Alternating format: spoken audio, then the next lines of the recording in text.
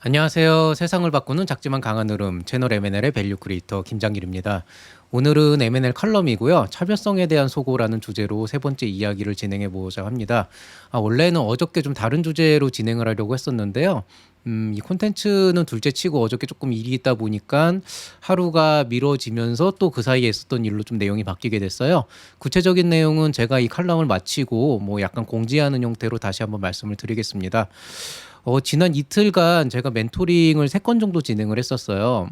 이제 2명은 제자였고 1명은 이제 외부에서 요청이 들어와서 제가 진행을 했었는데요. 이 3명이 어쩌다 보니까 이제 동일한 주제, 그러니까 상황도 달랐고 반응도 달랐고 어떤 그 멘토링의 내용도 달랐지만은 주제 자체는 동일하게 차별성에 대한 얘기를 하게 됐습니다. 그리고 이게 참 어려운 이슈더라고요. 제가 올 한 해 동안 차별성에 대한 얘기만 직접적으로 두세 번을 했었고 뭐 사업 계획서를 쓰는 법이라든지 그런 데에서도 몇 번 얘기를 했었는데 사실 도대체 이놈의 차별성이라고 하는 것 때문에 저도 참 여러 가지로 좀 고민이 많은 그런 이제 한 해가 됐었고 이런 것들을 어떻게 하면은 창업자들이 좀 더 효과적으로 찾아갈 수 있을 것인가 이런 것들에 대한 부분들이 참 쉽지가 않은 것 같아요. 지난 한 이틀 동안에 이제 비대면이었죠. 줌으로 1건, 전화로 2건이었는데 이 내용들을 좀 진행을 해보면서 한 번쯤은 다시 한번 올해가 가기 전에 이 내용을 한번 정리를 해드리는 게 맞지 않을까. 근데 이거를 강의로 만들기도 그렇고 잡설로 만들기도 좀 애매해가지고 오늘은 컬럼으로 아예 좀 얘기를 해서 적어도 2020년도의 차별성의 관점을 조금 이렇게 한번 마무리를 하는 그런 시간을 가져보겠습니다.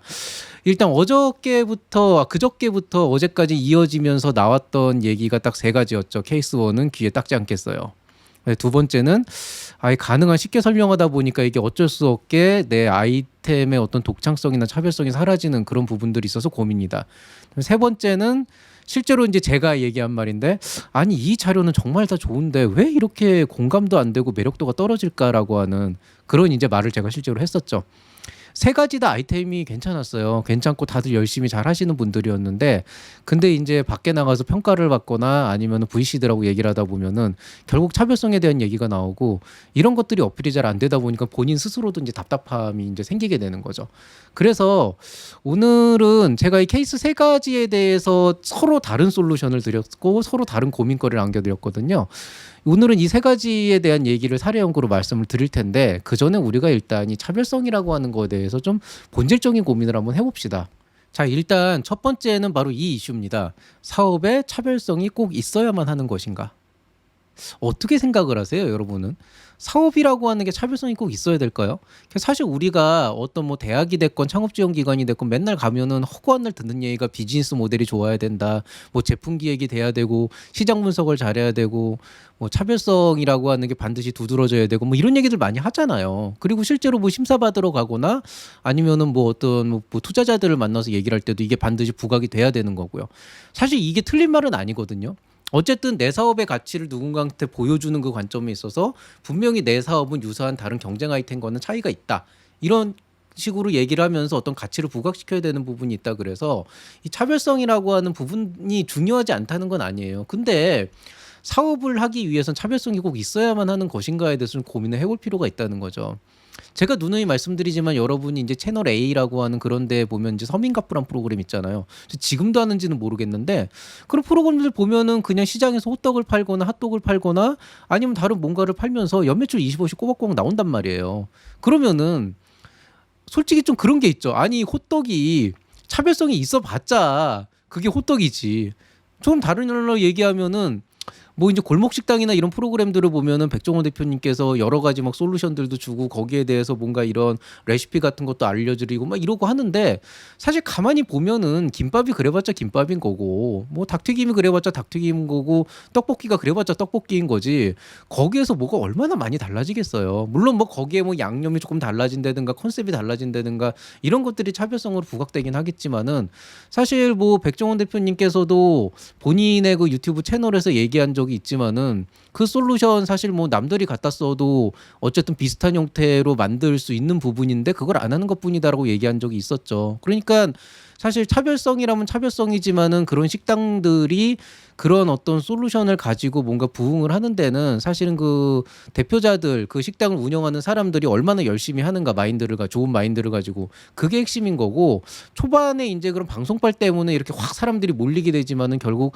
1년이 지나고 2년이 지났을 때 그 식당들이 살아남는 이유는 사실은 결국에는 대표자가 얼마나 잘하는 부분인가에 대한 얘기인 거죠.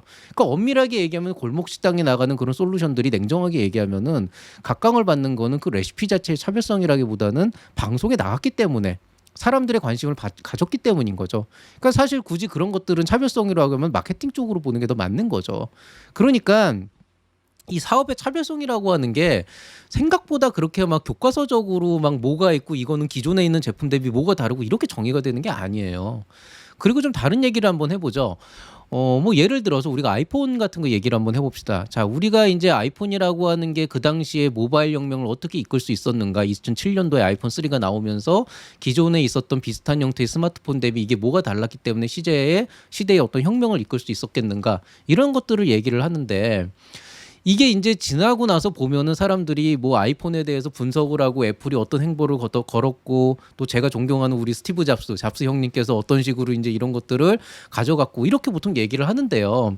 그러면은 애플의 성공이라고 하는 것이 아이폰이라고 하는 게 그 시대의 시장에서 소비자들이 원하는 그런 어떤 미묘한 요소들을 정확하게 캐치를 해서 차별성을 확실하게 부각시켜서 나왔기 때문에 성공을 했냐라고 하면은 사실은 꼭 그렇다고 보기는 어렵다는 거죠. 사실 애플의 이름값도 웬만큼 했을 거고요. 그다음에 저는 애플의 성공 비결은 냉정하게 얘기해서 스티브 잡스라는 사람이 어떤 뭐 특별한 차별성과 사업성을 가지고 아이템을 기획을 해서 제대로 내놨다라기보다는 그냥 그 사람이 타고난 천재가 아니었을까 저는 이렇게 보거든요, 사실은.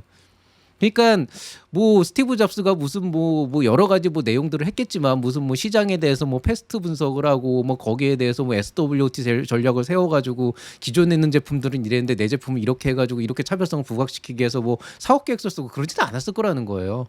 사실 그거보다는 저는 스티브 잡스라고 하는 사람은 되게 감각적으로 뛰어난 사람이었다.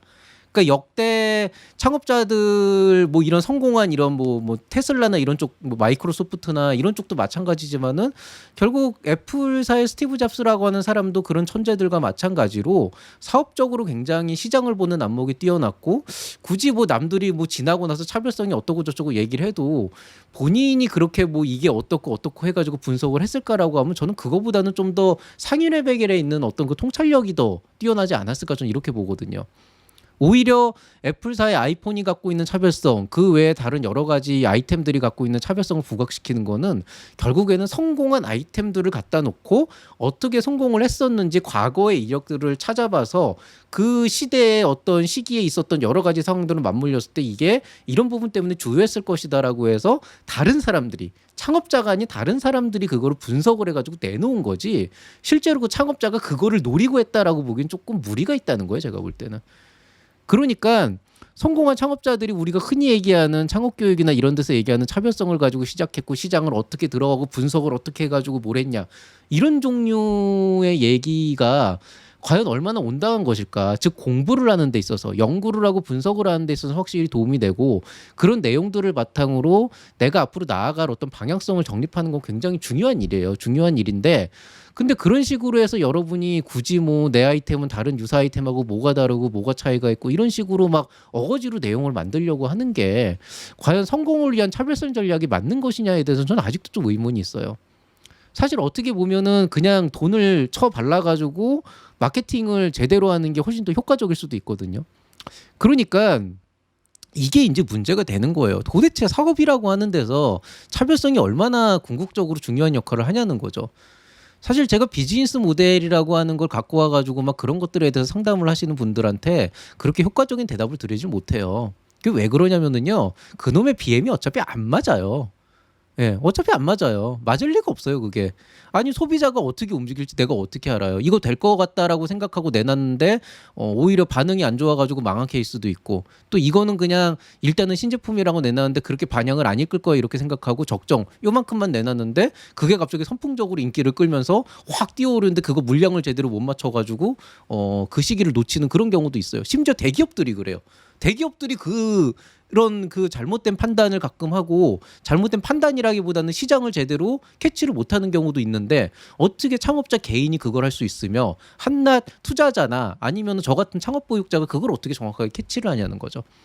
그러니까 이놈의 차별성이라고 하는 걸 우리가 페이퍼상으로 말을 하고 비즈니스 모델을 페이퍼상으로 말을 한다는 것 자체가 사실은 어떤 의미에서 보면은 좀 뭐라 그래야 되나 좀 무리가 아닐까 이런 생각도 저는 개인적으로 하거든요. 자, 그러면 이제 여기에 대해서 우리가 이제 새로운 고민들을 하게 되는 겁니다. 바로 어떤 고민들을 해야 될까요? 도대체 그러면은 차별성이 대체 무엇이길래 사람들은 이 차별성에 집착하는 것일까? 여기에 대해서 이제 고민을 해봐야 된다는 거예요. 자, 근데 여기에서 이제 조금 잠깐만요. 근데 제가 지금 화면을 보니까 저기 저 사람이 들고 있는 게 물음표입니다. 물음표. 낫이 아니에요. 낫이 아닌데 야, 이게 그 영상 이미지 찾을 때는 괜찮아 보이는데 지금 보니까 되게 쌀벌한 그림이네요. 저 마치 막 이런 갈고리 같은 걸로 뭐 너를 때려잡겠다 뭐 이런 것 같은데 아니 뭐 어쨌든 좋아요. 이게 집착. 왜 차별성에 대해서 이렇게 집착을 하는 것일까? 왜 진짜 제 첫 번째 제자가 얘기를 했던 것처럼 여기 가도 차별성이 뭐냐 저기 가도 차별성이 뭐냐 아니 열심히 활동해가지고 뭐 회원들 많이 모으고 있고 구독자들 많이 모으면서 충분히 계속 시장 점유 확대해가고 있고 반응도 좋은데 도대체 그놈의 차별성을 왜 허구한 날 물어보는 것일까? 이게 이제 문제가 되는 거죠. 근데 여기에 대해서는 제가 독하게 말씀드릴 수도 있고 완곡하게 표현해 드릴 수도 있는데요. 제가 그냥 완곡하게 표현을 할게요. 일단은 저도 어떤 곳에 가서 평가를 할 때 조금 조심스럽게 얘기하는 질문 중에 하나가 유사 경쟁 아이템 대비 어떤 것을 차별성으로 전략을 취하고 있나요 정도로 얘기를 하죠. 근데 제가 그거를 보통 독하게 얘기를 하면 어떻게 독하게 얘기를 하냐면은요. 이 아이템 비슷한 형태를 하고 있는 스타트업들이 굉장히 많은데 그 시장 안에서 니들이 살아남을 수 있겠냐가 사실은 진정한 질문이 됩니다. 그러니까 무슨 얘기냐? 자, 평가를 할 때는요. 어떤 조건이 들어가게 되냐면 유사한 종류의 아이템들을 갖다 놓고 평가를 해야 되는 경우가 있어요. 그러면 저희가 그 커피를 가지고 또 커피를 가지고 한번 예를 들어 보겠습니다. 자, 이 사람도 아메리카노, 이 사람도 아메리카노, 이 사람도 아메리카노 가지고 경쟁을 합니다.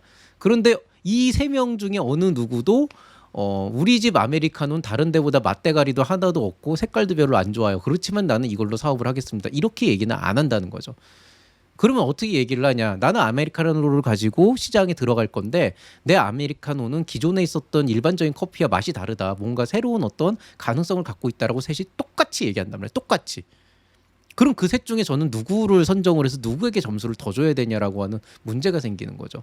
근데 까놓고 얘기해서 사실 아메리카노가 그래봤자 아메리카노거든요. 뭐 이렇게 얘기하면은 카페를 하시는 분들은 이제 발끈하겠죠. 내가 얼마나 여기에 많은 소울을 담아냈고 얼마나 이거에 대해서 고민을 하고 있는데 알아요. 저도 압니다. 저도 그런 고민을 알아요. 저도 커피에 대해서 뭐 무슨 바리스타급은 아니지만 나름대로 많은 관심을 갖고 많은 그 공부를 해왔기 때문에 그걸 알아요. 근데 아메리카노는 그래봤자 아메리카노예요. 커피잖아요. 결국엔. 네. 개개인의 어떤 역량이나 여러분 자신이 그 아메리카노를 만들기 위해서 한 잔에 에스프레소 한 잔을 뽑아내고 그거를 아메리카노로 만들기 위해서 어떤 고민들을 하고 어떤 노력을 하고 있는지 안다고요. 아는데 그래봤자 소비자 입장에서는 아메리카노라 이거예요. 그럼 평가자도 마찬가지라는 거죠. 평가자들 입장에선 이 세 개를 다 선정하면 좋겠어요. 나도. 근데 한 명만 선정하래. 그럼 어떻게 하겠어요? 결국엔 차별성으로밖에 안 가는 거예요.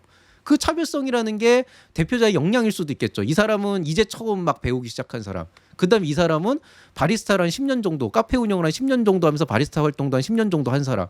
그러면은 이 사람이 더 잘 만들 것 같은 거잖아요. 근데 진실은 뭔 줄 알아요? 이 사람이 더 잘 만들 수 있어. 이제 막 한 사람이. 이 사람이 커피가 더 맛있을 수도 있는 거죠. 근데 브랜드 네임으로 보면 이 사람이 더 좋을 수도 있고. 이게 되게 상대적인 가치가 되거든요.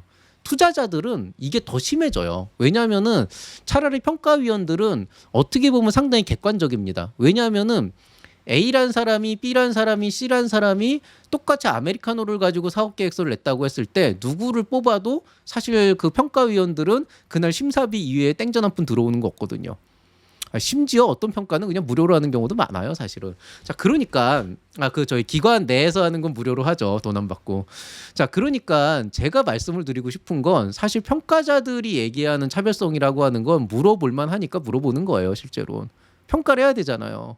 똑같은 세 개의 아이템을 놓고 그 중에서 이 지원작을 받아야 될 거를 선정해야 되는데 그거를 외모 순으로 평가할 수는 없잖아요. 그렇다고 뭐 그 사람이 더 호감이 간다 이걸로 평가할 수는 없잖아요. 그래도 점수를 더 줄 수 있는 그런 아이템들을 찾는단 말이에요.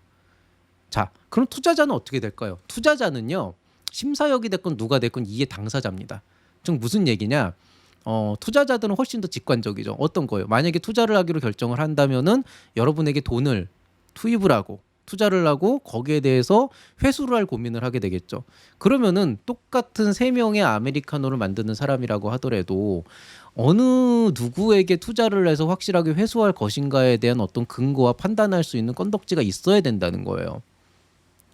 그러니까 이 사람들은 오히려 어떤 의미에서 보면은 만약에 여러분이 멘토링에서 투자자를 만났다라고 한다 그러면은요, 정말 여기는 투자를 하고 싶다라고 하면 얘기가 달라지겠지만은 그냥 멘토링을 하러 왔다라고 하게 되면은 어떻게 보면은 진짜 좋은 투자자를 만나면은 당신이 투자를 받기 위해서는 요런 분들은 고민해서 발전해 나갔으면 좋겠다. 이렇게 하는 좋은 사람도 있지만 혹시라도 이제 그 투자자 출신의 멘토를 잘못 만나거나 컨설턴트 잘못 만나면은 그냥 차별성이 뭔지 고민해 와라 이렇게 숙제 내주고 끝나는 경우도 되게 많아요. 그 왜 그러냐? 뭐 조언해줄 것도 없고 어차피 여기 뭐 투자를 하거나 우리 컨설팅이나 이런 걸 이용할 것 같지도 않고 그러면 이제 불성실해지는 거죠. 그러니까 이게 좀 되게 애매해요. 그러니까 멘토링을 할 때 그러면은 이제 근본적으로 보면은 이건 좀 다른 이슈긴 한데 멘토들이 왜 멘토링을 할까에 대해서도 좀 고민을 해봐야 되거든요. 그 이제 뭐 멘토비를 받으려고 하는 사람들도 꽤 있더라고요. 뭐 그런 사람도 있지만은 저 같은 경우는 좀 창업자들을 좀 많이 만나봐야 좀 트렌드를 알 수 있어서 좀 그런 외부에서 들어오는 그런 멘토링 프로그램도 많이 참여하는 편이고요. 물론 뭐 멘토비도 주면 땡큐지만은 근데 이제 그 투자자나 변리사나 변호사 같은 사람들은 사실은 이제 고객 유치가 좀 더 큰 의미를 갖고 있어요. 그러면은 어떤 사람들은 고객을 유치하건 안 하건 간에 이 사람이 나랑 직접적으로 앞으로 인연이 없다고 하더라도 어쨌든 멘토링을 받았으니까 거기에 대해서 조금 더 자기 역할을 좀 더 충실해야겠다라고 해가지고 되게 정성스럽게 해주는 분들도 많아요. 좋은 조언도 많이 주고. 대다수의 멘토들은 그렇죠. 근데 이제 어떤 친구들은 아니 뭐 투자자 멘토링 받았는데 그냥 차별성 얘기만 귀에 못이 박히도록 들었는데 아무 도움도 안 됐다 이런 사람들도 많거든요. 그게 왜냐하면은 보통 그런 아이템들이 특징이 있어요. 그 차별성을 성공적으로 차단해서 뭔가를 만들어도 급성장을 안 하는 아이템들이 있어요. 그러니까 서서히 단계별로 쌓아가서 어느 정도 시장의 검증이 끝나면 그때 성장을 할 수 있는데 그게 좀 불확실한 경우에는 투자가 안 이루어집니다. 투자가 안 이루어지면 투자자 입장에서는 굳이 여기에다가 시간을 투자할 필요가 없겠죠. 자기 시간을 쓸 필요가 없으니까 그냥 적당히 그냥 교과서적인 얘기만 하고 끝나겠죠. 아마 여러분이 받는 대다수의 멘토링들이 아마 그런 식으로 되지 않을까. 뭐 컨설턴트 마찬가지입니다. 여기가 이렇게 잘 키워가지고 어떻게 성장을 하면 나중에 우리 컨설팅 고객으로 이제 받을 수 있겠다. 이런 판단이 들면 좀 더 정성스럽게 이렇게 좀 밑밥을 깐다는 개념으로 좀 시작을 하겠지만은 만약에 남는 거 하나도 없어 보인다. 아, 여기는 뭐 잘 된다 그래도 우리 서비스를 이용할 것 같진 않구나 그러면은 뭐 교과서적인 그런 것들을 할 수가 있겠죠. 물론 뭐 그런 사람들도 있다는 거예요. 제가 알고 있는 어떤 투자사 대표님은요. 참 인상이 깊은데 그 저희 작년에 한번 저희 기관에서 서울대학교의 창업지원단 쪽에서 이제 그 입주기업 평가를 하는데 거기 참여를 했었는데 그 대표님께서 나오셔가지고 창업 팀들마다 쥐잡듯이 잡았어요. 뭐 선정이 되건 안 되건 정말 쥐잡듯이 잡더라고요. 그게 심지어 선정 평가도 아니었어요. 그게 연장 평가여가지고 그냥 결격 사유 없고 그동안 열심히 잘 했으면은 그냥 좋습니다. 앞으로 좀 더 잘해주시기 바랍니다고 해서 그냥 넘어가는 진짜 한 4-5팀 하는 건데 그분 덕분에 저희가 1시간에 끝나야 될 평가가 한 2시간 넘어간 적이 있었어요. 근데 사실 맞는 말씀 하셨고 정말 쥐잡듯이 잡아가지고 그냥 농담처럼 야 대표님 근데 이거 그래봤자 이거 연장평가인데 너무 빡세게 하시는 거 아니에요? 그러니까 그분이 그 얘기를 하시더라고요. 자기는 자기 시간을 써서 왔기 때문에 창업자들이 지금 현 시점에 입주자 평가건 아니면 지원 사업이건 뭐건 간에 지금 그 사람들이 본인의 사업에 대해서 고민해야 될 거리를 명확하게 짚어가지고 그 사람한테 도움이 되는 얘기를 해주는 거고 어쨌든 그래야지 자기가 여기까지 와가지고 이 시간을 쓰고 있는 의미가 있다는 거죠. 되게 괜찮지 않아요? 저 그 다음부터 이분 뵌 적 없거든요. 그러니까 왜냐하면 제가 이제 공식적인 그 평가 자리에서 되게 많이 빠졌고 이분도 대표님이다 보니까 워낙 바쁘셔가지고 이제 많이 못 오시는 것 같더라고요. 근데 되게 이분 마인드가 되게 저는 서울대에 있는 사람으로서도 고마웠어요. 우리 제자들한테 그런 이렇게 신경을 써준다는 거에 대해서. 그러니까 선정을 해서 붙고 떨어지는 건 상관이 없다는 거예요. 어쨌든 평가를 왔으면 그냥 평가만 하면 그만일 수도 있지만은 본인의 입장에서는 사실 그거 평가비 그거 아마 2분 기장에서는 시급도 안 나오는 그런 비용일 텐데 그럼에도 불구하고 오는 것들은 그런 창업자들을 계속 보면서 요즘에 어떤 것들을 하고 있는지도 실제로 보시는 거고 그와 동시에 본인이 해줄 수 있는 조언들은 마음껏 해주시는 거죠. 당사자 입장에서는 당혹스럽죠. 정말 쥐잡듯이 잡혔거든요. 나중에 시간 지나서 그 중에 한두 팀이 저한테 멘토로 잡혀가지고 제가 멘토링을 해줄 때 그 당시 얘기를 조금 더 풀어서 설명을 해준 적이 있었는데 그분들도 다들 고마웠다고 얘기를 하더라고요. 그런 분들도 있어요, 실제로는. 자, 이제 어찌 됐건 간에 다른 얘기는 그만하고 다시 차별성에 들어오게 된다 그러면 결국에는 사람들이 여러분한테 차별성을 요구하는 이유 중에 하나는 의외로 본인들의 이해관계랑 맞물려 있는 경우가 되게 많아요. 그 이해관계가 금전적 이해관계가 아니더라도 평가자의 입장에서는 평가를 해야 되는 근거를 찾아야 되니까 물어보는 경우도 있고 뭐 투자자의 입장에서는 이거를 투자를 하려면 이 사업의 성공성이나 아니면 급발진할 수 있는 급하게 성장할 수 있는 어떤 요소들을 찾아야 되는데 뭐 자기 사업도 아닌데 그걸 자기네들이 만들어줄 수는 없으니까 그냥 찾아오라고 그냥 던지는 거죠. 그런 사람들 되게 사실 보면은 좀 무책임해요, 제가 볼 때는. 그러니까 저는 제 제자들하고 멘토링을 할 때 차별성에 대해서 고민을 해보라고 얘기하면 저 숙제를 내주는 거거든요. 왜냐면 이 친구 다음에 볼 거니까 그냥 처음부터 제가 없는 차별성을 그냥 뭐 만들어주고 막 이러면은 나중에 되게 안 좋아져요. 왜냐면은 이 친구들이 그 지들 사업을 하는데 뭔가 이런 뭐 사업 계획서 쓰거나 이럴 때 그거 가지고 뭐 이렇게 조금 고민이 되면 저한테 와가지고 이제 정답을 찾아가려고 하는 거죠. 그게 무슨 자기 사업이요? 자기 사업이 아닌 거지. 그래서 제가 처음에 이거 멘토링 한 3년 전에 시작할 때는 그렇게 막 솔루션도 많이 주고 했는데 되게 교육적으로도 안 좋고 장기적으로도 안 좋더라고요. 그래서 저는 좀 장기적으로 자주 보는 친구들한테는 보통 숙제를 내줘요. 힌트만 주고 요런 부분이 빠져 있는데 요런 것들을 고민해 가지고 네가 한번 더 고민을 해 봐. 그리고 네 사업이니까 네가 고민을 해보고 네 생각을 해와가지고 그걸 갖고 오면은 내가 거기에 대해서 조금 더 한번 신경을 쏠게. 이런 식으로 숙제를 내주는데 근데 이제 그 뭐라 그래야 되나 꼭 그런 차별성들이 꼭 어느 한 군데에서 이렇게 딱 나오는 건 아니거든요. 그렇기 때문에 이게 참 되게 쉽지 않은 일이라는 거죠. 자, 그래서 이런 내용들을 한번 말씀을 드리기 위해서 제가 한번 최근에 있었던 케이스 스터디를 한번 다시 한번 얘기를 해드리겠습니다. 자, 일단 귀에 닦지 않겠어요. 이 케이스 원. 이 친구가 이제 제가 말씀드렸던 자, 이거 뭐 여러분 저한테 이렇게 얘기했다 그래서 이 친구가 예의가 없냐 그러면 그렇지 않고요. 제 제자들 중에서 가장 예의 바른 제자들 중에 탑 랭크 안에 들어가는 친구인데 이제 전 이런 거 되게 좋아요. 일단 편하게 둘이 이 정도 얘기까지 스승과 제자 사이에 할 수 있을 정도면 이 친구가 정말 마음 편하게 본인의 고민들을 저한테 얘기를 해준다는 거거든요. 저도 되게 편하게 얘기할 수 있죠. 왜냐하면 제가 어떤 식으로 얘기를 해도 설사 좀 독하게 얘기를 해도 그게 본인을 위한 질책이 아니라는 걸 알기 때문에 저는 되게 이런 거 좋아하거든요. 이 친구 같은 경우는 잘하고 있어요. 잘하고 있고 성과도 잘 나오고 있는데 이제 본격적으로 이제 사업 자금 확보를 위해서 여러 가지 이제 사업 계획서 쓰고 준비를 하고 있는 상황이고 그 과정에서 이제 뭐 투자자 멘토링이나 이런 것들을 하고 있는데 한 2주일 내내 이제 투자자를 여러 명을 만나면서 듣다 보니까 계속 주구장창 차별성에 대한 얘기를 하더라.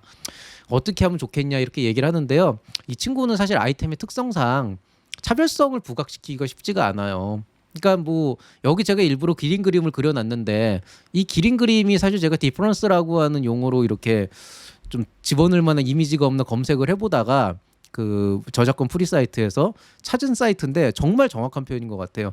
자, 여기 지금 이 기린 그림 보면은 기린이 오른쪽을 보고 있고 왼쪽을 보고 있고 앞을 보고 있고 뒤를 보고 있죠. 이렇게 되면 이 네 개의 기린은 다 차별성이 있는 서로 다른 아이템이 될 거냐는 거죠. 제가 아메리카노는 그래봤자 아메리카노라고 하는 표현을 한 이유가 그것 때문이에요. 여기서 이 기린은 이렇게 어디를 보고 있어도 결국엔 기린인 거예요.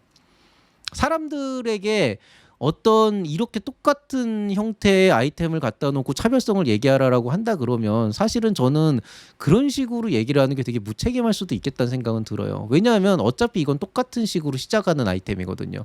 그럼 결국에는 이런 아이템들은 대표자 본인이 이 시장에 대해서 어떻게 이해를 하고 있고 어떻게 가치를 만들어가냐 그런 것들이 좀 복합적으로 나와야 차별성이 나오거든요. 그래서 이 친구들한테 얘기했던 거는 전 하나예요. 니들 지금 고민해봤자 남들에게 보여주는 차별성이라는 거 별로 그렇게 납득도 안 될 거고 어거지로 그거 고민하다 될 일도 안 되니까 일단 사업이나 잘 해라. 지금 사업 잘하고 있으면은 한 달, 두 달 지나면서 소비자들이나 고객들이 쌓일 거고 그 사람들이 왜 이제 너희들의 어떤 콘텐츠에 들어오고 너희들이 제공하고 있는 어떤 서비스를 이용하려고 하고 있고 만족을 하고 있는지 그런 것들이 자연스럽게 데이터가 쌓일 거고 그 사람들이 오히려 당신들이 생각하는 그런 차별성을 만들어 줄 거다. 라고 하는 조언을 했죠. 그래서 이 친구는 지금 현 시점에 차별성에 대한 고민은 스톱을 하고 일단은 사업부터 준비를 하기로 했습니다. 그리고 잘 하고 있어요. 그리고 그런 데이터들이 쌓이게 되면 이 친구 스스로가 이런 시장에 대한 인사이트를 얻게 될 것이고 그 인사이트를 방향 이제 바탕으로 해서 본인이 생각하는 이 시장에 대한 어떤 접근법이나 진입 전략이 나올 거겠죠. 그리고 그 진입 전략 자체가 차별성으로 이어질 거고 그거는 이 친구의 경험과 그동안 쌓아왔던 축적해온 어떤 그 노력에 의해서 나오는 거기 때문에 충분히 설득력을 가질 수 있을 거라고 생각을 합니다. 이게 일단 케이스 첫 번째. 자, 그다음에 두 번째 케이스는 제가 이제 외부 기관에서 이제 요청을 받아가지고 이제 설명을 드렸는데요. 이분은 다행히 일회성이 아니고 제가 몇 번 더 볼 수 있는 분이라서 숙제 내드렸어요, 그냥. 왜냐하면은 이분은 그 회사가 되게 좋은 회사예요. 어떻게 좋은 회사냐? 엔지니어 100%로 이루어진 회사고 실제로 그런 그 개발 경력도 되게 많은 회사라서 실제로 내가 어떤 아이템을 개발하겠다 그러면은 완전 생뚱맞은 게 아닌 이상은 적어도 그 아이템을 구현하는 데 자체는 아무런 문제가 없습니다. 그것도 굉장히 잘 구현할 수 있어요. 그리고 시장에 대해서 되게 본인들이 하고자 하는 것들이 되게 확고하고 제가 볼 때도 그 아이템 자체가 굉장히 괜찮은 아이템이에요. 근데 문제는 뭐냐? 이분이 시장을 보고 이 아이템을 설정을 할 때 어떤 부분이 문제가 있었냐면은 약간 이런 거 있잖아요. 그러니까 이 기린 그림 보고 얘기하면 딱 좋겠네요. 이 기린 그림을 보면은 이분이 지금 비즈니스 모델을 자꾸 설정을 할 때 어떻게 했냐면은 기존에 있는 아이템은 오른쪽을 보고 있는 길인가 앞을 보고 있는 길인가 뒤를 보고 있는 길이는 있는데 왼쪽을 보고 있는 길이는 없다. 그러니까 나는 이 왼쪽을 보고 있는 길이를 만들겠다. 이 논리를 사업 계획서에 써놓은 거예요. 근데 생각보다 이렇게 쓴 거 되게 많아요. 그러니까 뭐냐면은 뭐 기존에 있는 서비스들을 보면 이것도 있고 이것도 있고 이것도 있는데 이게 없으니까 이걸 하겠다. 이런 식으로 얘기를 하고 있는데 이게 왜 문제가 되냐면은 이 아무리 기술에 대한 전문 지식이 없는 사람이라고 하더라도 사실은 그런 거잖아요. 이 아이템이 실제로 시장에 나가기까지 걸리는 시간이 미니멈 반년에서 1년 정도 걸린단 말이에요. 자, 그러면 기존에 있는 경쟁 업체들이 이 왼쪽을 보고 있는 길인가 앞을 보고 있는 길인가 뒤를 보고 있는 길인을 하고 있는 그런 업체들이 오른쪽을 보고 있는 길인을 안 만들 거겠냐는 거죠. 그 1년 동안 만들어요. 분명히 만들어요. 그걸 못 만든다 그러면은 분명히 어떤 기술적인 한계가 있는 거거든요. 만약에 그 세 개의 업체들이 이 세 개를 분명히 못 만든다라고 하게 되면은 그때는 이 회사가 이 오른쪽을 볼 수 있는 길이를 만들 수 있다는 것만으로 차별성을 가져갈 수 있어요. 근거를 제시해서. 근데 보통 그런 경우는 없어요. 왜냐하면은 돈과 사람만 있으면은 어떻게든 구현을 할 수 있거든요. 똑같은 게 아니더라도. 그러니까 이런 경우에는 이게 차별성이 되기가 힘든 거예요. 왜? 내 아이템이 구현되기까지 1년이 걸리는데 그 1년 동안 다른 누군가는 똑같진 않더라도 비슷하게 따라할 수 있는 그런 인재 상황이 생길 수도 있거든요. 그런데 이제 이분은 뭘 고민하는 거냐면은 내가 왜 이 왼쪽을 보는 그림을 만들 수 있는지에 대해서 설명하려면 기술적인 부분들을 부각시켜야 되는데 그 기술적인 부분들을 설명하려면 전문 용어도 들어가고 너무 이제 내용이 복잡해지니까 자기가 생각하기에도 이거 사람들이 못 알아듣는다. 오히려 내용만 복잡해지고 그러니까 최대한 쉽게 풀어가지고 얘기를 하려다 보니까 이렇게 차이점만 나도 너무 밋밋하다 이런 고민들을 하시더라고요. 근데 저는 관점이 조금 달랐어요. 사실 저는 그 아이템이 좋은 아이템이라고 생각했던 게 이 대표님이 보시는 거하고는 전혀 다른 인사이트가 보였거든요. 전혀 다른 방향으로 이건 시장에 들어갔을 때 분명히 시장 진입이 됐을 때 고객들한테 먹힐 만한 콘텐츠가 있다. 거기서 또 시작을 하면은 분명히 쫙쫙쫙 뻗어나가서 어떤 하나의 자리를 잡을 거다라는 게 보였는데 그냥 숙제를 내드렸어요. 왜냐하면 제가 그 얘기를 하는 순간에 이 사업이 그 대표님의 사업이 아니고 제 사업이 돼버려요. 앞으로 계속 이분이 어떤 제품을 기획하고 만들어가는 과정에서 계속 저한테 컨트롤을 받아야 돼요. 그리고 앞으로 이런 것들을 하는 과정에서 이렇게 테크닉이나 꼼수 같은 것만 배우게 되면은 나중에 이분이 사업을 하는데 그런 것들만 가지고 사업 계획서 써가지고 돈 뭐 이렇게 정부 지원 사업을 받거나 뭐 어떤 그 뭐지 그 투자를 유치하는 데만 집중을 하게 되는, 즉 페이퍼 베이스의 사업이 돼 버린다고요. 그래서 이런 경우에는 저는 머릿속에 생각이 있어도 사실 알려드리진 않아요. 대신에 이분이 여태까지 생각하고 있는 고정관념들을 좀 깰 수 있는 내용들을 많이 하고, 아까 얘기했던 이제 당신들이 지금 제시하고 있는 그 차별성이 1년 뒤에 구현되는 것이라면은 그걸 차별성이라고 할 수는 없다, 이런 내용들. 그 다음에 이제 시장을 보는 관점이 이런 것들에 대해서는 최대한도로 힌트를 드렸어요. 그리고 앞으로 일주일 동안 고민을 해보라고 하고 다음 주에 다시 만날 예정이에요, 온라인으로. 자, 어떤 말씀을 드리고 싶냐면은 저는 솔직히 그걸 기대하고 있어요. 제가 그리고 있는 그림보다 전혀 생뚱맞지만은 뭔가 좀 더 획기적인, 이분만의 어떤 독자적인 시장을 보는 관점에서 그런 아이템이 나오면 정말 좋겠어요. 장담하는 다음 주에 만약에 아무 고민을 안 하고 오시면 저는 일주일 더 숙제를 내드릴 거예요, 다른 얘기를 하면서. 그러니까 이런 케이스가 있죠. 이런 경우는 뭐냐면은 아이템 자체가 차별성이라기보다는 이 사업이라고 하는 관점에서 봤을 때 이 아이템이 단지 왼쪽을 본다는 것만으로도 고객들이 혹할 수 있는 어떤 그 핵심적인 요소가 있어요.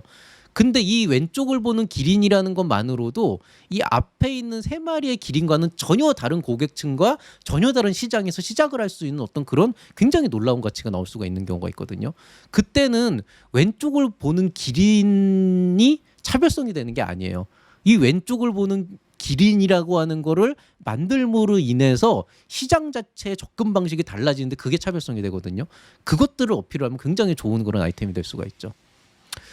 자, 그다음 이제 케이스 3. 제 수제자 중에 한 명입니다. 수제자이면서 애제자 중에 한 명입니다. 정말 아끼는 제자고 제 교과목도 들은 학생인데, 얘가 이제 그 IR 자료를 갖고 오면서 요새 좀 고민이 많은 친구예요. 그래서 갖고 와자고 제가 봤는데, 워낙 이제 저한테 지도를 많이 받았던 학생이고 또 본인 스스로 고민을 많이 하기 때문에 항상 새로운 것들을 갖고 또 되게 성실해요. 근데 이 친구가 최근에 이제 그 강의 자료, 발표 자료죠. 강의 발표 자료를 갖고 와가지고 한번 좀 이제 검토를 하면은 보면은 이게 정말 고민인데, 다 좋아요. 시장 좋고요. 시장성도 좋고 뭐 시장 분석도 잘했어요. 차별성도 나름대로 잘 했고, 이 친구들이 실제로 그 차별성 있는 그 아이템을 구현하기 위한 연구 역량도 다 갖고 있고요. 그 다음에 이제 굉장히 성실한 것도 있고 팀워크도 굉장히 좋아요. 제가 봤으니까 알죠. 남들한테 못 보여줘도 저는 알죠. 그 다음에 아이템 자체도 요즘에 트렌드에 맞아요. 그런데 객관적으로 봤을 때 이놈의 사업 계획서하고 IR 자료만 봐도 이게 좀 뭐라 그래야 되지? 뭔가 이 설명문 같은 느낌 있잖아요. 매뉴얼 같은 거. 아, 좋아. 진짜 뭐라 그래야 되나? 어딘가에서 사업 계획서 쓰는 법이나 IR 자료 만드는 법 보면은 이거 가지고 예시 들어서 하면 딱 좋을 만한 그런 모범 답안들. 그런데 매력은 없어. 이게 이제 이 정도 되면 저도 고민이 되는 거예요. 이게 왜냐하면은 사실 이 정도 되면은 돌파구를 새로 찾아야 될 수도 있거든요. 그래가지고 이제 제가 사실 이 친구는 어쩔 수 없이 제가 그냥 전화를 했어요. 그래서 이제 대화를 좀 해봤는데 골자는 그거예요. 나는 이 사업계획서 되게 좋다. 남들이 봐도 사업계획서의 내용이나 요소를 가지고 누가 얘기를 하진 않을 건데 결국에는 그 사람은 차별성에 대해서 질문을 하고 네가 얘기하는 차별성에 대해서 공감을 못할 거다. 심지어 제가 물어봤어요. 전화하자마자. 자, 질문 먼저. 그러면서 차별성이 뭐야? 라고 딱 얘기를 했는데 얘기하는 대답하는 걸 딱 들어봤을 때 야, 이 2%도 아니고 5% 부족한 이 안타까움을 어떻게 할 것인가. 냉정하게. 아무리 내가 아끼는 제자라지만 2년이 기뻤던 제자고 그렇다고 하겠지만 이 2% 아쉬움을 어떻게 해결할 것인가. 아, 5%? 그 고민이 나오게끔 하는 이제 그런 요소였다는 거죠. 그래서 이제 그 친구랑 이제 전화로 이제 얘기를 했죠. 뭐 이런 요소들이 있고 이런 게 있는데 니들은 지금 이런 것들은 있지만 이런 부분들에 대해서 좀 오질 않는다라고 얘기했을 때 이 친구가 정말 고민 많이 하거든요. 본인들이 그동안 고민해왔던 거, 알아봤던 거, 사람들을 만나면서 들었던 조언들 이런 걸 얘기해서 자기네들이 어떻게 해서 이런 고민들을 이렇게 풀어가려고 했고 이 아이템을 만들게 됐는지를 열심히 설명을 하더라고요. 제가 그 설명을 들은 다음에 했던 얘기가 딱 하나였어요. 야, 그 얘기를 왜 안 썼니 도대체 여기에? 그러니까 이 친구는 어떤 느낌이냐면은요.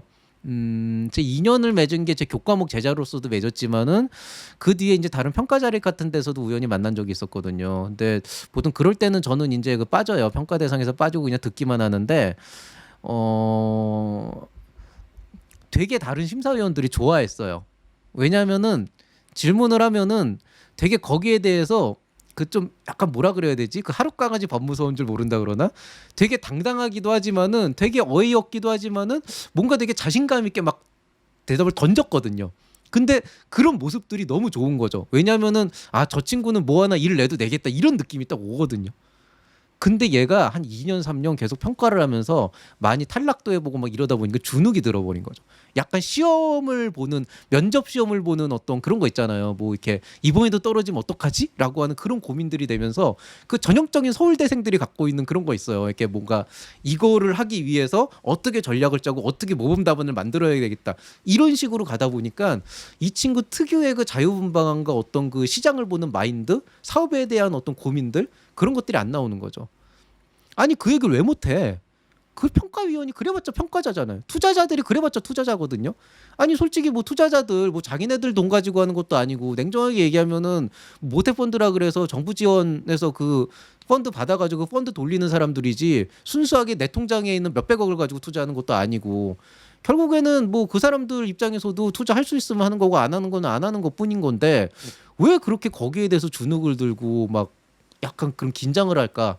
근데 이 친구가 저한테 그 얘기는 하더라고요. 아니 교수님이야 워낙 오래 받고 또 이렇게 이런 얘기들을 다 들어주시니까 편하게 얘기하니까 자기가 이런 얘기들을 하는데 발표 자리에 가면 자기가 이런 얘기를 못 하겠다는 거예요.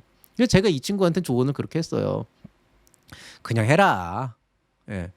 뭐 솔직히 계속 이렇게 떨어지고 떨어지다 보니까 주눅이 들어서 뭐 이번에도 떨어지면 어떡하지? 이런 고민들이 있는 친구한테 뭐 이거를 그 뭐지? 뭐 떨어지면 어때? 그래봤자 그냥 한 번 또 한 번 다른 사람 가서 또 이제 받으면 되는 거 아니야? 이렇게 얘기를 하고 싶은데 솔직히 그 얘기도 못 하겠어요. 왜? 한 네다섯 번 떨어지면은 그때부터 이게 징크스가 돼요. 그래가지고 떨어지면 어때라는 생각을 못 한다고요. 사람들이 본능적으로. 이게 말로 되는 게 아니거든요. 그렇지만 그 얘기는 했어요. 아니 그 사람들이 너의 그 어떤 그 사업자로서의 어떤 매력? 이 사업의 매력이라고 하는 건 결국에는 이 사업자가 대표자가 이 시장을 어떤 관점에서 보고 있고 어떤 각도로 접근을 해서 나만의 어떤 세계를 구축해 나갈 것인가. 셋이 다 똑같이 아메리카노를 판다 그래도 분명히 그 중에 한 명은 이 자기만이 갖고 있는 아메리카노에 대한 철학이 있고 그 철학을 사람들한테 전달을 해주겠다라고는 어떤 확고한 신념이 있을 거라고요. 그게 차별성이 되거든요. 근데 이 친구가 그 차별적인 요소를 본인이 갖고 있어요. 본인이 갖고 있고 그걸 충분히 매력적으로 보여드릴 수 있는데 주눅이 들어서 이 얘기를 못하는 거죠. 그래서 이 친구는 사실은 이게 조금 고민은 되는데 정 안 되면은 나중에 또 혹시 이 똑같은 문제로 저한테 오게 되면은 그때는 아예 그냥 그 모의 IR을 시킬 생각은 있어요. 그렇게 하고 좀 얘기를 들으면서 좀 교정을 해줄 생각인데 이런 경우도 있어요. 그러니까 뭐냐면은 진짜 이 귀에 닦지 않겠어의 이 확장 버전이죠. 계속 그 얘기만 듣다 보니까 또 나름대로 답을 준비해 갔는데 그거에 대해서 사람들이 못 알아듣다 보니까 막 이렇게 그 뭐냐 점점점 이제 그거에 대해서 고민받고 스트레스를 받다가 점점 고착이 돼서 경직돼 있는 사고방식으로 갈 수밖에 없는 사실 그거보다 훨씬 더 매력적이고 훨씬 더 자유분방하게 얘기를 하면서 훨씬 더 적극적으로 사업을 할 수 있는 친구인데 오히려 그 매력이 사그라드는 그런 안타까운 경우들. 이 친구는 제가 요즘에 좀 고민이 많아요. 어떻게 하면은 2년 전에 그 거칠 것 없었던 스타트업을 준비하는 정말 그런 모습으로 돌릴 수 있을까에 대해서 좀 고민을 많이 하고 있죠. 자, 그래서 이제 좀 마무리를 하려고 합니다. 이 차별성에 대한 소고라고 하는 주제로 이제 말을 하고 있는데요. 여러분 한번 이런 생각을 해보세요. 그 다른 사람과 다름이라고 하는 게 차별성이 된다라고 생각하는 부분에 대해서 우리가 좀 생각을 바꿀 필요가 있어요. 이게 저번에 제가 컬럼에서도 한번 말씀드렸었는데 저번 시간에도 어쩌면 우리는 시작부터 잘못된 질문을 던지고 있는 것은 아닐까라고 하는 거에 대해서 좀 고민을 해봐야 돼요. 저도 어쩔 수 없이 완곡하게 이 사업이 유사한 다른 아이템을 갖고 있는 다른 업체보다 더 잘 될 수 있는 그런 근거를 대표자 본인의 입장에서 서술해 보세요라고 얘기를 하고 싶지만 한정된 시간에 한정된 질문을 해야 되는 데서 정확하게 메시지를 전달해 주려면은 차별성에 대해서 얘기해 보세요라고 얘기를 할 수밖에 없거든요. 가장 깔끔한 게. 그게 가장 흔한 질문이니까. 근데 어쩌면 이 질문 자체가 잘못돼 있을 수도 있어요. 내가 볼 때는 비슷한 종류의 그런 아이템들이 있고 똑같은 목적으로 여러 가지 이제 같은 일들을 하고 있는 게 있는데 여기에 대해서 대표자 본인이 갖고 있는 어떤 그 다른 관점이 있는가를 얘기를 해야 되는데 제가 그렇다고 이거를 직접적으로 어떤 생각을 하고 있는지 당신이 시장을 보는 관점이 무엇인지 뭐 역량이 무엇인지 이렇게 타겟팅을 해버리면 그분이 거기에 대해서 차별적인 요소를 갖고 있지도 않은데 어거지로 만들어내는 경우도 있다고요. 그러니까 어떻게 보면 차별성이 무엇이냐라고 하는 질문은 생각보다 굉장히 광범위한 질문이에요.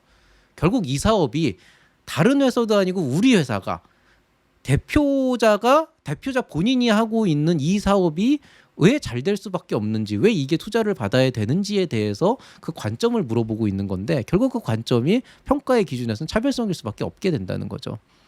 근데 뭐 사실 보면은 다른 점 꼭 달라야 사업이 잘 되는 건 아니에요. 이 유명한 말 있잖아요. 모난 돌이 정 맞는다고. 괜히 남들은 다 이러고 있는데 나만 이렇게 확 이렇게 해버리면은 오히려 정 맞아가지고 망할 수도 있어요, 사업은. 그러니까 제가 말씀드리고 싶은 건 차별성이라고 하는 거를 다름이라고 하는 요소로 시작해서 접근을 하려고 하면은요, 그 사업이 되게 매력 없는 사업이 돼버릴 수도 있어요, 실제로. 오히려 그거보다는 여러분 스스로가 대표자로서 하고자 하는 사업이 왜 이렇게 매력적일 수밖에 없는가 이런 것들을 차별성이라는 관점에서 좀 녹여내면은 훨씬 더 좋을 것 같은데 이게 아이템 따라서 사실 굉장히 많이 다르거든요. 그래서 사실 뭐 이런 부분에 대해서는 저도 참 고민이 많습니다. 그렇지만 이런 얘기는 드리고 싶어요. 어찌 됐건 간에 여러분 스스로가 여러분의 사업을 진행함에 있어서 어떤 마인드로 이 시장에 들어왔고 대표자로서 어떤 소신을 갖고 어떤 식으로 이 사업을 끌어나갈 것인가 그런 것들을 확실하게 어필할 수 있다 그런다면은 그게 바로 차별성이 되고 그게 바로 굉장히 훌륭한 사업성이 될 거예요. 그래서 대표자의 소신이 정말 중요해요. 고집이 아닌 소신이 정말 중요합니다. 자, 제가 보통 이제 이런 아이템들에 대해서 얘기를 하고 이런 컨텐츠를 짜게 되면은 이제 오해를 하시는 분들이 있어요. 그러니까 제가 보통 이제 그 어떤 한쪽의 입장에서 얘기를 하다 보면은 맞아. 교수님 얘기가 맞으니까 나 앞으로 이렇게 할 거야. 그래가지고 저는 저울추를 정확하게 여기다 놓고 싶은데 이쪽으로 쫙 끌어보시는 분들 있거든요. 그분들을 다시 되돌려 놓기 위해서 지금까지 대표자의 소신과는 좀 다른 얘기를 또 드리자면은 이런 거예요. 여러분이 반드시 지켜가고 싶은 가치가 있잖아요. 그 가치를 꼭 지키라는 거예요. 그리고 그걸 반드시 어필을 하되 무턱대고 그걸 그냥 어필만 하지 말고 이게 차별성이라고 어필만 하지 말고 그래도 남들이 하는 말은 좀 귀담아 들을 필요는 있어요. 오픈마인드를 가질 필요가 있는데 이게 어떤 얘기냐면은 아까 그 귀에 딱지가 않겠어요라고 한 친구도 마찬가지지만 그 친구가 그런 차별성이라고 하는 얘기를 계속 여기저기서 듣는다 그러면 어쨌든 남들이 이 아이템에 대해서 보고 있는 시야가 똑같다는 거잖아요. 그렇다면 적어도 그 부분에 대해서 인지 정도는 하고 내가 이거를 어떻게 현명하게 풀어나갈 것인가에 대해서는 고민을 해보라는 거죠. 그냥 교수님 말씀이 맞아. 나는 소신만 밀고 나오면 되겠어. 그럼 그때는 소신이 아니고 고집이 돼요. 그때는. 예. 그러니까 제가 보통 이제 저희 제자들에게 봤을 때 뭐 숙제를 내준다거나 뭐 지금은 사업이나 잘해라든가 아니면 하고 싶은 말은 맘대로 해라고 각각의 다른 세 명한테 다른 솔루션을 내드리는 이유는 이 친구들이 이번 한 번을 볼 게 아니고 어쨌든 언제 어느 시점에서든 필요한 시점이 되면 저한테 새벽 1시에라도 카톡을 날릴 수 있는 그런 정신력을 갖춘 막강한 그 파워를 갖춘 제자들이기 때문에 제가 이렇게 편하게 얘기를 하는 거예요. 왜냐하면 저울추가 이쪽으로 좀 간다 그래도 제가 되돌려 놓을 수 있거든요. 근데 여러분 모두가 이 저울추를 되돌려 놓을 수 있는 기회를 갖지는 않기 때문에 항상 중도를 지키자. 그러니까 제가 소신을 얘기하라 그랬다 그래서 그냥 무조건 막 본인의 소십이라고 고집을 막 피우시면 안 되고요. 사업이나 잘하라고 했다 그래가지고 사업만 겁내 잘하면 안 돼요, 사실은. 그리고 뭐 숙제는 좀 다른 얘기긴 한데 뭐 숙제는 냈다 그래서 뭐 백날 숙제만 하시면 안 되고 어쨌든 중도를 지켜야 되는데 소신이라고 하는 것이 곧 차별성이 될 수 있다라고 하는 얘기와 동시에 남들이 계속 내 아이템에 대해서 차별성만 얘기를 한다 그러면 본질적으로 그 질문이 나오는 이유가 무엇인지는 고민을 좀 해보자. 그리고 그런 것들을 어떻게 현명하게 나의 소신을 지키면서 상대방도 인정할 수 있을 정도로 현명하게 끌어갈 수 있을 것인가. 그리고 또 그 안에서 내 스트레스를 어떻게 하면 최소화할 수 있을 것인가. 이런 것들에 대해서는 좀 고민할 필요가 있다라고 말씀을 드리겠습니다.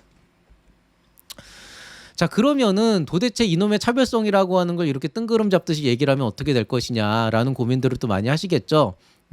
사실 이 차별성을 확보하는 방안은 좀 더 정확하게 얘기하면 아이템 따라서 되게 달라요. 흔한 아이템들은 좀 흔한 방향에서 끌어가야 되는 요소들이 있고, 그다음에 좀 독특한 아이템들은 시장 자체가 제한되니까 그 관점에서 좀 끌어가야 되는 요소들이 있는데, 요거는 제가 한번 나중에 시간 나면은 또 한번 기회가 되면은 한번 요런 부분들을 정리해서 부각시켜야 되는 차별성에 대해서 얘기를 좀 한번 해보겠습니다. 다만 이제 조금 내용은 다르지만은 제가 예전에 찍었던 에피소드 44에 보면은 이 네 가지 커피를 갖다 놓고 이 네 가지 커피가 어떻게 서로 다른 시장 전략을 갖고 있고 어떻게 서로 다른 어떤 성과나 성장 전략을 보여줄 수 있는지에 대해서 한번 예시를 들어드린 적이 있어요. 요거 한번 참고해 보시면은 그래도 조금은 도움이 되지 않을까 이렇게 생각을 합니다. 자, 오늘자 채널 M&L 컬럼 차별성에 대한 소고에 대한 얘기는 여기서 마무리하고자 합니다. 뭐 차별성이라고 하는 게 되게 어려운 요소기는 한데 사실은 생각보다는 굉장히 간단하게 접근할 수도 있어요. 근데 무엇보다도 차별성을 부각시키기 위해선 대표자 본인이 하고자 하는 아이템과 시장을 보는 관점에 대해서 어떤 확고한 신념이나 인사이트가 있어야 된다, 이런 말씀 좀 드리고 싶고요.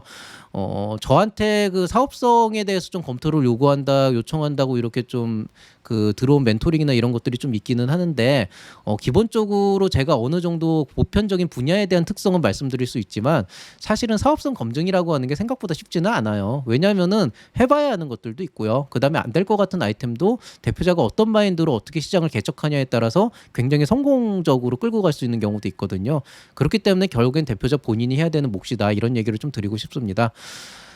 자, 오늘자 차별성에 대한 소고 얘기는 여기서 마무리하도록 하고요. 끝으로 최근 2, 3일 동안 있었던 이슈에 대해서 조금 말씀을 드리겠습니다. 제가 어저께 원래 올리려고 했던 그 컨텐츠는 이게 아니고 연말 인사였어요. 왜냐하면 올 한 해를 정리를 하면서 여러분에게 좀 어떤 메시지를 전달시켜 드리기 위해서 연말 인사를 조금 길게 준비를 하고 있었고, 그렇다고 해서 그 연말 인사가 아무 의미가 없는 건 아니고 그냥 제가 지난 1년 동안 이 코로나19라고 하는 사태와 함께 바뀌어버린 많은 환경 안에서 했어야 되는 일들, 그리고 그걸 통해서 제가 얻은 것들, 느낀 것들, 그리고 앞으로 할 일들, 이런들에 대한 내용들을 한 번쯤은 전달을 해드리고 싶어서 여러분에게 드릴 메시지를 준비하고 있었는데요. 근데 좀 돌발 상황이 생겼죠. 이틀 전에 갑자기 제가 있는 건물에, 저는 지하 1층에 있는데 위에 있는 저 위쪽 건물 층에서 확진자가 한 명 나왔고요. 갑자기 이 건물 방역이 들어가게 되면서 제가 미처 집에서 촬영할 수 있는 그런 도구들을 못 챙겨왔어요. 그러다 보니까 또 제 집에서 또 촬영하려면 또 고양이들 날아다니고 이래가지고 제가 좀 이렇게 좀 긴 컨텐츠를 못 찍거든요. 그래서 사실 어저께 좀 고민을 많이 했는데 어떻게라도 찍어 올릴까 싶기는 했었는데요. 뭐 무리해서 찍으려면은 못하는 것도 아니었지만은 굳이 컨텐츠의 퀄리티를 낮춰가면서까지 그렇게 할 필요는 없다라고 생각이 돼서 일단 공지를 올렸습니다. 다행히 추가 확진자가 안 나왔고 뭐 좀 상황은 해제가 돼가지고 이제 다시 출근을 해서 일을 하고 있고요. 뭐 그래서 덕분에 지금 이렇게 여러분에게 이제 저녁에 또 보내드릴 이런 이제 컨텐츠를 이제 작성을 하고 있습니다. 좀 이런 일들을 한번 겪고 나니까 좀 고민을 좀 하게 되네요. 이제 좀 집에서도 어떤 식으로든 좀 뭔가 컨텐츠를 안정적으로 할 수 있는 그런 환경들을 만들기 위해서는 단순히 어떤 장비의 문제가 아니고 컨텐츠도 좀 다각화해야겠다라는 이런 생각도 좀 들고요. 그다음에 최근에 좀 드는 생각인데, 제가 매월 둘째, 넷째 목요일 저녁에 그 스트리밍 카페를 운영하고 있잖아요. 생각보다 굉장히 잘 운영되고 있는데 요것도 조금 스타일을 바꾸려고 하고 있어요. 그래서 앞으로는 약간 상담센터처럼 좀 운영하려고 해서 그 무기명으로 좀 고민거리를 받아가지고 그런 창업자들의 고민거리를 거기에서 좀 해결해주는 그런 상담을 해드리는 이런 것들도 한번 만들어 보려고 준비를 하고 있습니다. 그래서 일단 좀 컨텐츠를 다각화해야 될 것 같고, 그렇게 되면은 이제 지금까지는 제가 여태까지 계속 PPT를 올려놓고 이렇게 얘기를 했었는데 요거랑 좀 다른 형태로, 뭐 예를 들어서 뭐 이렇게 그 뭐냐 뭐 그냥 스마트폰으로 그냥 해가지고 할 수 있는 그런 환경들도 좀 만들기는 해야 될 것 같아요. 그래서 이제 저도 여태까지는 그냥 잘 조심하면 되겠거니 생각했는데 이렇게 드디어 이제 코로나19 확진자가 이 건물 안까지 파고 들어오는 상황을 보게 되니까 저도 조금 더 이 시스템을 다시 재정비해야겠다는 생각은 들었습니다. 사실은 어저께 올릴 수 있는 컨텐츠가 하나 있었어요. 비축분이 하나 있었는데 좀 비축분의 성격상 지금 올리기에는 좀 생뚱맞은 내용이 될 수도 있어서 좀 그런 부분들이 있어서요. 앞으로는 조금 이런 상황에 대비해서 좀 비축분을 좀 더 쌓아놓는 그런 부분도 좀 있어야 되겠다고 생각을 하고 있습니다. 자, 어쨌든 제가 항상 이제는 월수금에는 꼭 올리려고 하고 있는데 이런 상황이 돼서 하루 늦어진 거에 대해서는 사과를 드리고요. 오늘 올렸다 그래서 내일 안 올리진 않고요. 금요일에는 내일은 또 새로운 컨텐츠로 여러분에게 뭐 짧은 컨텐츠지만 뭔가 한번 그 말할 거리를 만들어서 올리도록 하겠습니다. 아마 내일 올릴 내용은 글쎄요 멘토링 이야기가 될 것 같은데요. 그 부분은 좀 고민을 해서 컨텐츠를 짜보도록 하겠습니다. 자, 늦은 밤까지 수고 많이 하셨고요. 모두들 오늘도 편안한 밤 보내시기 바라겠습니다. 이상 채널 M&L의 밸류 크리에이터 김장길이었습니다. 감사합니다.